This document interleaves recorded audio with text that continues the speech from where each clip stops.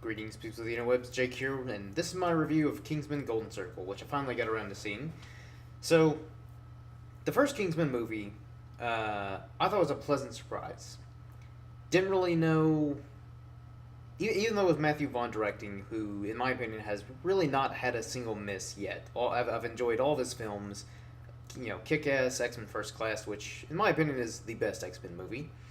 Um, like all of his movies that I've seen up to this point have all been fantastic.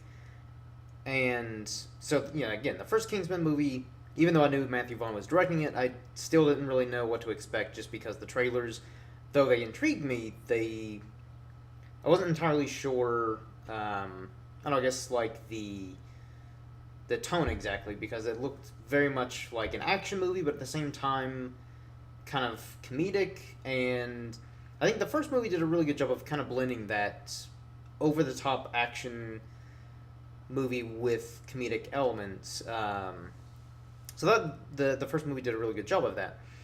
Uh, I was really looking at the sequel, Golden Circle, just because I enjoyed the first one so much. But I don't know. I guess the Golden Circle, I do think is a really enjoyable movie. It's a lot of fun.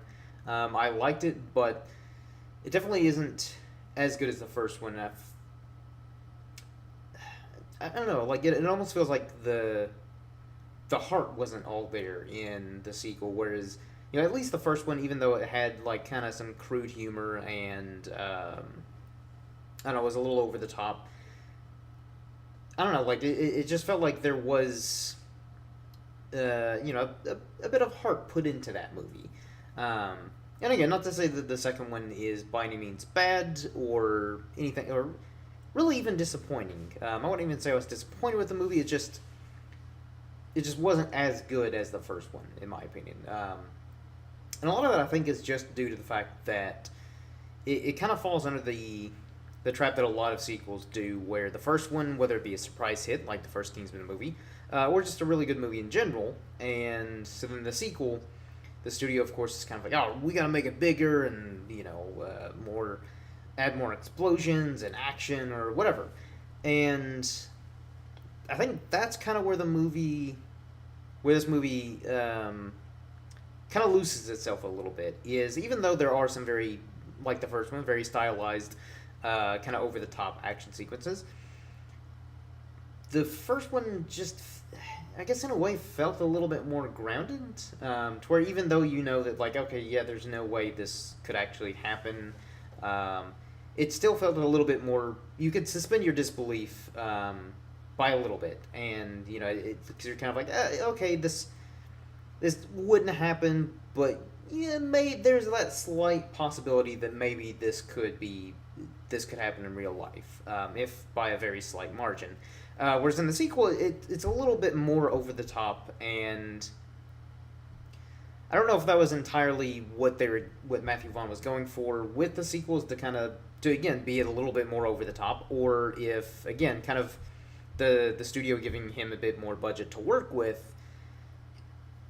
Which honestly, I feel like that's more of the case where having a higher budget, directors, whether they be incredibly talented ones like Matthew Vaughn or less talented directors, they tend to get a little carried away with the budget. And it's like, oh, okay, why film that scene like with stunt people or whatever when we can just use CGI and do it that way? Which I understand, it is a lot cheaper, but at the same time, I don't know, like, there are just a lot of scenes like that in Kingsman Golden Circle where it was a little too much CGI, a little too flashy, and even though obviously there were scenes that had to be CGI, I just feel like it wasn't the best CGI. So even though it didn't necessarily take me out of the movie or ruin my experience, it was just, I don't know, one of those things for me where watching the scenes I was like, I don't know. I just feel like that particular scene they could have done a little bit better with, again, CGI or whatever. But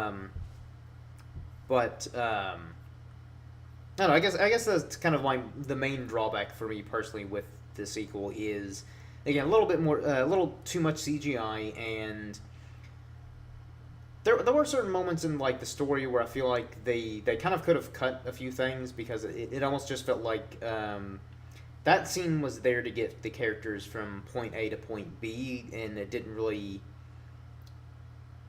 It was just kind of unnecessary. Whereas in other movies, or again, even TV shows or whatever, there'll be scenes or whatever where it kind of motivates a character to get from point A to point B, but it makes a bit more sense. It flows a little bit better. Whereas in this, it just kind of feels like they filmed that particular scene just for the sole fact of, hey, this will be a cool scene, and it'll also conveniently get this character from point A to point B. So again, like just things like that kind of, I think, prevented this movie from being on the same level of quality as the first Kingsman. However, there are a lot of things that I really enjoyed about it. Like the cast was all fantastic. Taron Egerton, I think, really shined. Like he definitely shined in the first one, and that was actually the first time that I'd ever seen him in a movie. And he really surprised me with just how good he was, and the fact that he was able to basically act up against actors like Colin Firth, Samuel L. Jackson, kind of more veteran actors, and hold his own. Same thing in this one. Like he's up against a lot of much more well-known actors who have been around a lot longer than him. Again, like Colin Firth, you've got Mark Strong, Jeff Bridges, Channing Tatum, Pedro Pascal, just tons of other actors that he's up against, and he's holding his own perfectly fine. He really commands this movie, and I think he does a fantastic job. Um,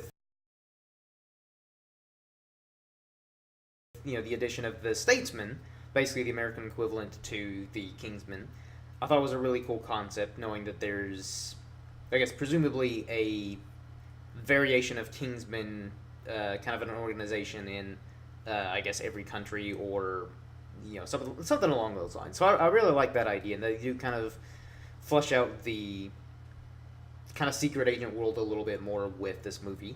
And I do like all the actors they brought in to play the Statesman, like Jeff Bridges as Champagne, who's basically the basically the one in charge of the Statesman. You've got Channing Tatum, Agent Tequila. You've got Pedro Pascal, who I think was this of all the Statesmen, all the actors playing Statesman. I think he was the standout. I like that Pedro Pascal's getting a lot more attention in recent years after playing Prince Oberyn in Game of Thrones, which he was absolutely phenomenal in.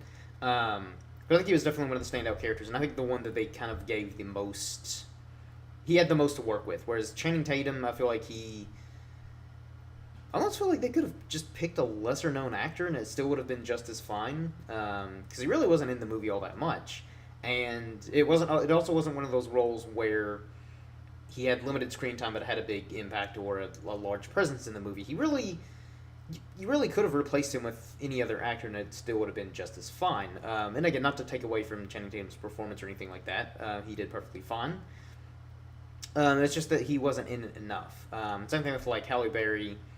She was basically the Statesman equivalent to Mark Strong's character, where the kind of the tech support. She's just there to again provide intel and support,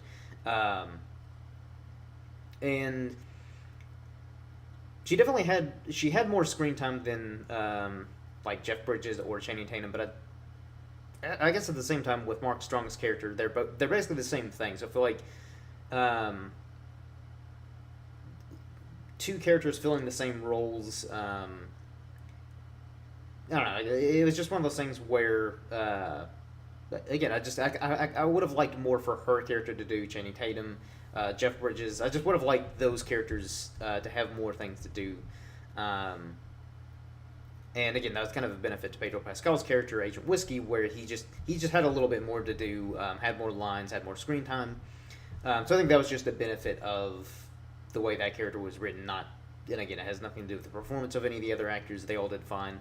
And I thought it was cool that the Kingsman, or not the Kingsman, the Statesman, basically their cover operation was distilling whiskey, and all their Statesman agents were named after different kinds of liquors, like tequila. You had whiskey, champagne. Jeff Bridges.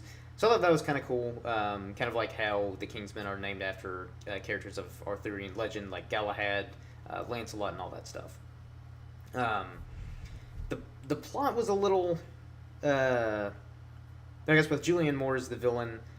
I think she was fun, but to me, she just kind of felt like another one of those villains in a kind of typical summer blockbuster movie where she's kind of the villain for the sake of being the villain in this the movie. There wasn't really a whole lot to her aside from her just being like, I want to be a bad guy. I've got this massive drug cartel operation, and I want people to know that I'm like the most wealthy, powerful, more or less business person in the world.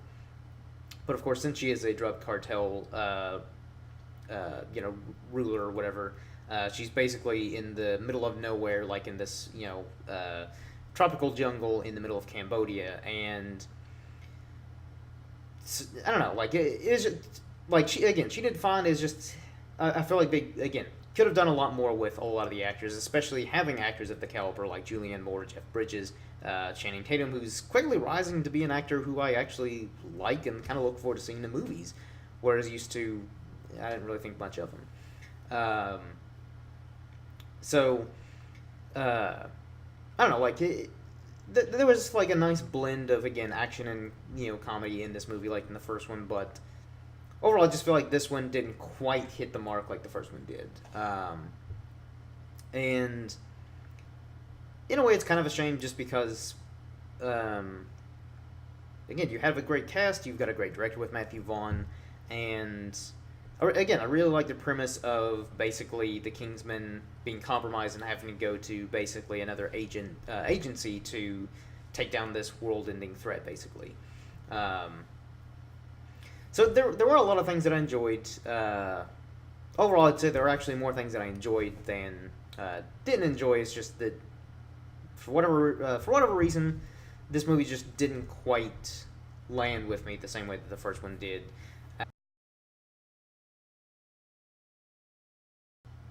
The best movie of the year or anything like that. I do think it deserves a little bit more attention than what it's been getting. Because I think most of the reviews are saying this kind of like average, which is fair. But I don't know. At the same time, I'm kind of like it's again it deserves a little bit more attention and stuff like that. Because I know it opened decently, but I don't know for a sequel to kind of surprise hit. I feel like this movie should be doing a lot better. And I'm sure it'll make its money back and stuff like that. And I'm not opposed to seeing like a third movie in this series to kind of just do a nice rounded trilogy. Whether that'll happen or not, I'm not 100% sure. Whether it be maybe it doesn't do well enough financially to warrant a sequel, or they just the studio and Matthew Vaughn just don't really feel there's a need to, which I'd be totally fine with as well. But I don't know. I guess at the same time, it's just I'm open to a sequel, but at the same time, if they only do two Kingsman movies, I'm fine with that as well. But yeah, as a whole, I still enjoy this movie. It's a lot of fun. But and I do think it's worth a watch. Going to the theaters, seeing. But if you're hoping to get like the same experience as you did with the first Kingsman movie, you might be a little let down. But that's pretty much all I got to say about Kingsman. The Golden Circle is again overall pretty good, pretty enjoyable movie. Not the best, but again, I think it's definitely worth a watch.